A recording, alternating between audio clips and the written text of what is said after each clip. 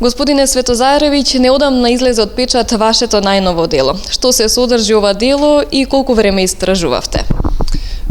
Се работи за една навистина интересна книга, која во себе содржи преку 1000 сведоштва за постоењето на докази дека во милениумите наназад имало луѓе кои себе си се нарекувале македонци.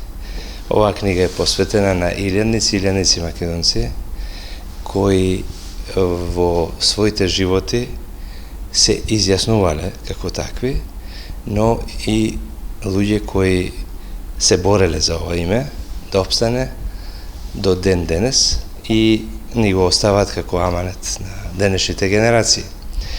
Инаку самата книга содржи и покрај сведоштва и анализи.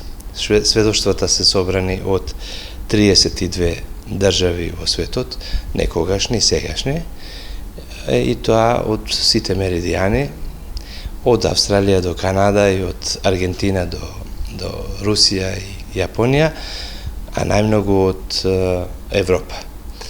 Самата книга на читателот му овозможува да се увери лично дека македонците на овие простори се нарекувале вака илјадници години наназад. Но затоа се тука и анализите, за да се објасни што всушност се случувало и зошто и како доаѓало до една таква појава, која можеби, да речеме, за некого е шокантна, но сепак тука се сигнатурите на документите, сигнатурите на книгите кои се чуваат во светските архиви, во светските библиотеки. Ова е всушност една симбиоза на досегашната сублимат, односно на досегашните сознанија на македонската историографска наука, но тука ги има и откритија на наши колеги кои биле правници, социолози, филозофи, филолози и сето тоа собрано на едно место. Велите дека досега необјавени податоци има во вашата книга. Што е оно што е интересно за гледачите, некој факт кој што го има во вашата книга, да го споделиме?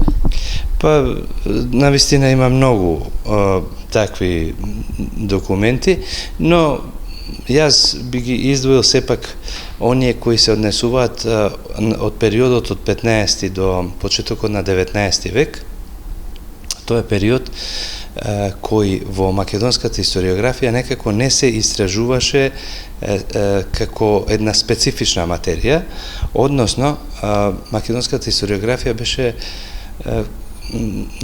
некако насочена повеќе кон населението кој живеело на овие простори за време на османлиската владење, но најголемите докази дека името македонци постоело се наоѓа надвор, односно се наоѓа во сведоштвата кои со себе ги носеле македонците кои се иселиле од Македонија во Европа, и тоа најмногу во Хабсбуршката монархија и во Руското царство.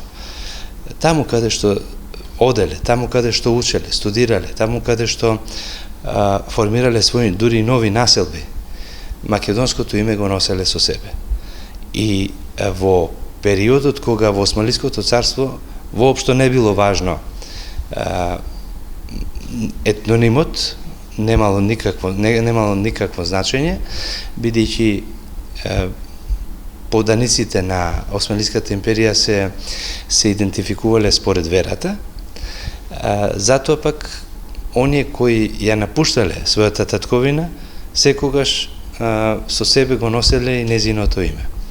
И затоа можеби тоа е најубавиот доказ за нас, а се работи за стотици документи, литература и книги, каде што оние кои потекнувале од овие простори не користеле други имиња, туку го користеле името македонец. И навистина можеме да бидеме горди на нив.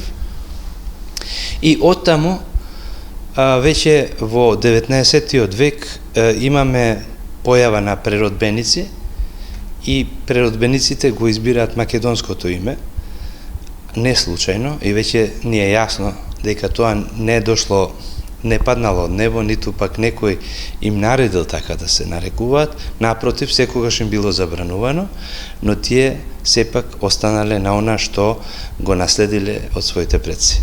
Така, за едно вакво обемно дело сигурно треба многу работа. Кој се ви помогна, кои беа вашите контакти и како доаѓавте до документи? Па, документите, изворите ги собирав 30 на години, но искрено не мислев дека ќе се занимавам со ова на крајот, бидејќи ова ми беше мене нешто како љубов, хоби покрај мојата историска и архивистичка дејност, но бидејќи работам 30 години меѓу милиони документи и то некако само по себе се наметна, но на крајот веќе преклани во март месец, кога почна и ковид кризата и кога се засилија овие негаторски ставови на соседниве некои народи, држави, политики нивни, не народи, ме мотивираше да сите овие извори во кои експлицитно се зборува за македонци на овие простори, да ги соберам, да ги средам и да направам анализи. Но за да направам анализи за сите периоди, ми беше потребна консултација со најголемите експерти во Македонија и тоа го направив. Се консултирав со 14 доктори на науки, мои драги колеги со кои соработуваме и понатаму, и се надевам дека ова само ќе биде почеток на да продолжиме понатаму во оваа работа. Еве и во оваа прилика им се заблагодарувам што издвојувам време за консултација, за да и на некој начин самата книга има поголема научна основа и подкрепа. Вие сте автор на многу научни трудови, дали подготвувате ново дело? Секако човек кога почнува да работи во оваа работа, веќе ми се чини нема ни крај.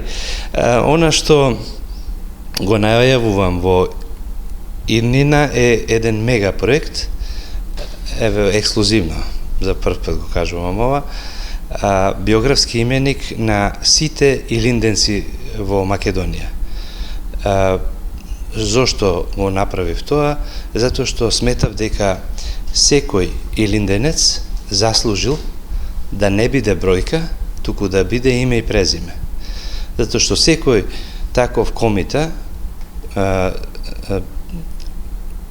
продал се што има за да купи пушка, за да се бори за слободата на својата татковина и својот народ, го ризикувал својот живот, ако преживел, доаѓа во изгорено село, запалено, повторно го обновува, најголемиот број од нив одат во Америка, после 10 години се враќаат, создаваат нови семејства и нивните деца се партизаните. И сметав дека секој од нив треба да го заслужи своето место со име и презиме, да има еден споменик во вид на книга, каде што секогаш ќе се присетуваме на таквите луѓе. Благодарам многу на разговорот. Благодарам и на вас, на настапениот простор.